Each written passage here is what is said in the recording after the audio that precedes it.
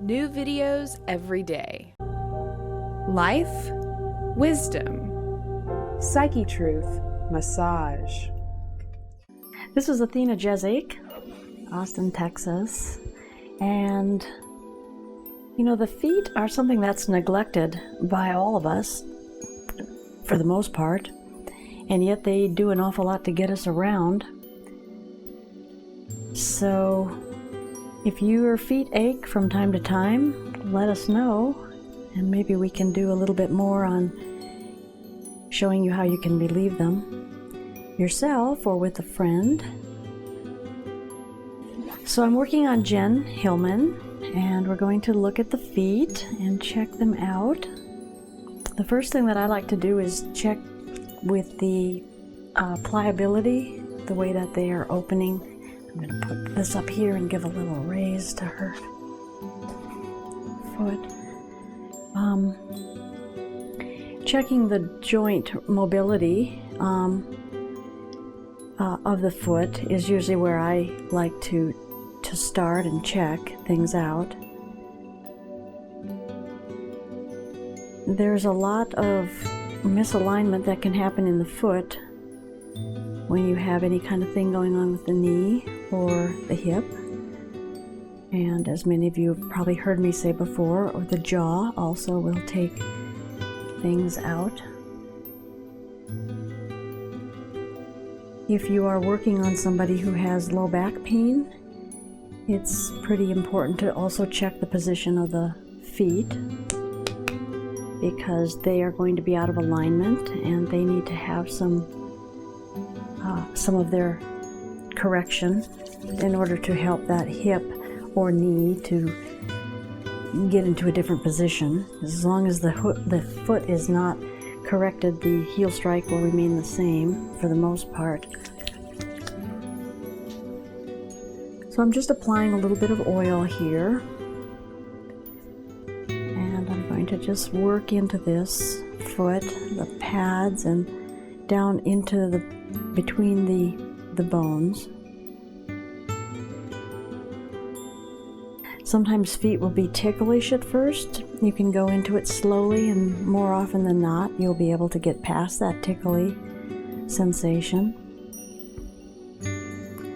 Rotating the toes is a nice thing to do.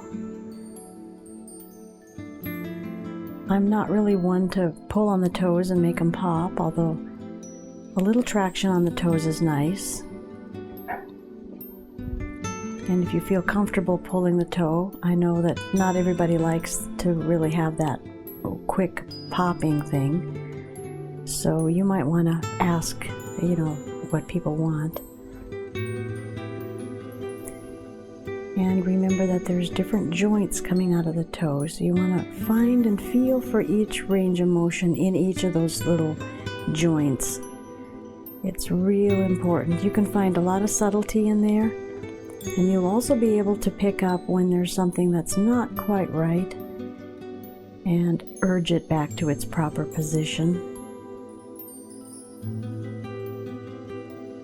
And then you can go to the pad. Now here's a bunch of bones as well, longer, thinner bones. Remember that the foot is designed to walk on uneven surfaces.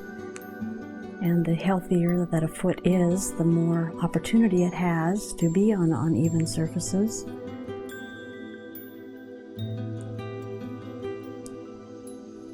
It's kind of hard on the feet to stay on concrete all day. So if you do have to do that, you might want to get a shoe that's very comfortable. And if you do stay on your feet for long periods of time, there are things that you can do that are considered to be inversions in the yoga world. And you don't have to stand on your head for an inversion. If you just go up next against a wall and bring your feet up along the wall, or I suppose you could even bring them up on a couch or a chair, just so that they're higher than your head. It would be a type of an inversion. And that's nice to do for your legs and feet if they get kind of feeling swollen. Perhaps sometime I'll show you how to drain the legs so that you can drain your legs if you get swollen ankles. It's very important to keep those avenues open when there's swelling. Now here I'm just grabbing onto this heel bone and getting the range of motion. There's range of motion with the heel. And just making sure that it's nice and pliable and getting into the ankle as well. And of course I'm draining. I always do spend time draining into the joint.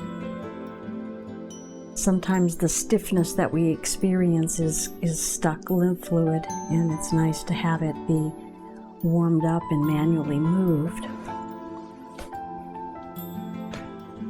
So there's one foot.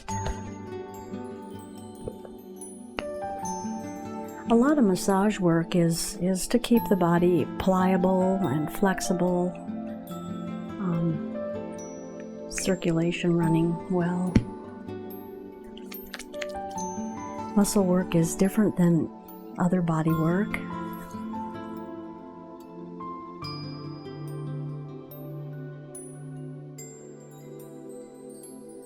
So here we've applied the oil again, and just going to check out and check for these little range of motion.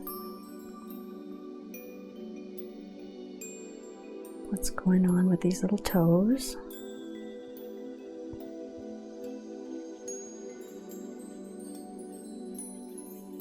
And I'll be moving through this one a little bit faster. You know, just take your time and move it around. And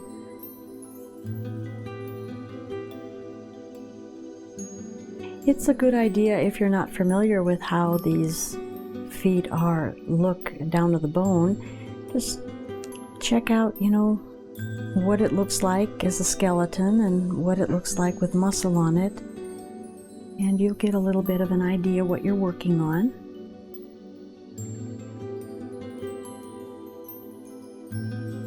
A large part of what we do with body work is just paying attention and knowing what we're doing, of course, but paying attention and also listening to what the body wants. There's the typical technician who wants to figure it out in their head, what's happening, and try to work the corrections that way, which normally doesn't give you the kind of results that you can get if you just get yourself out of the way and listen to the body and follow what the body's telling you. It's not a thing about deep pressure, it's not a thing about bigger stretch, it's a thing about what the body needs in order to help it on its own way of correction. So be mindful of that, especially if you're getting into the business. There's a lot of competition out there.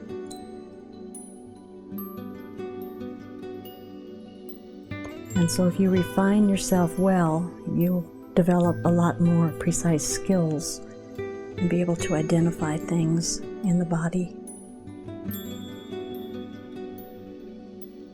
And also get some pretty incredible results out of it.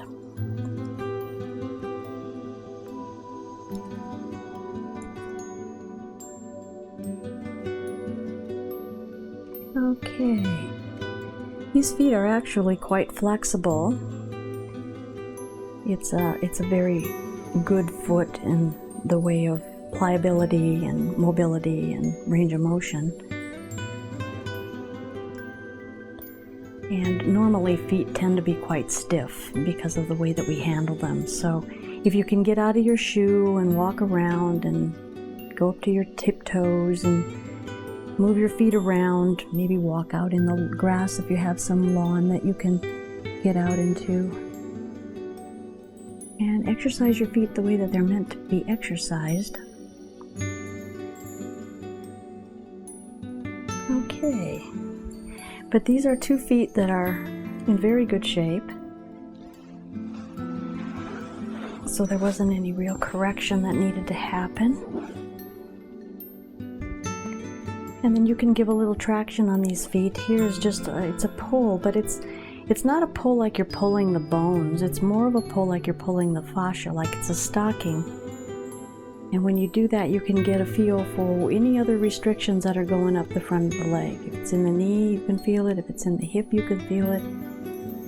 If it's torquing along the quadricep with some sort of a twist in the fascia, you can feel that.